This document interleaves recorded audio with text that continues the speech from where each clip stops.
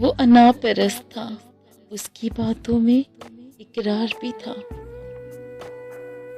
وہ انا پرست تھا، اس کی باتوں میں اقرار بھی تھا۔ اس کے چبھتے ہوئے لہجے میں چھپا پیار بھی تھا۔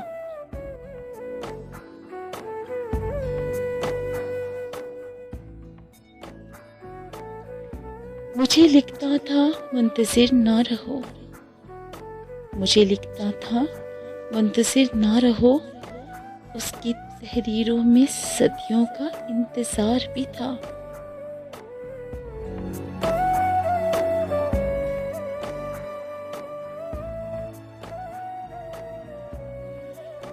وہ کہتا تھا نہ روٹھو کہ منانا نہیں آتا، وہ کہتا تھا نہ روٹھو کہ منانا نہیں آتا، میری ناراضگی پہ لیکن وہ بے قرار بھی تھا۔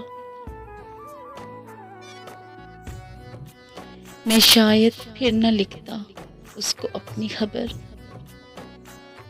میں شاید پھر نہ لکھتا اس کو اپنی خبر، محبت کا بھرم تھا، کچھ دل بے اختیار بھی تھا۔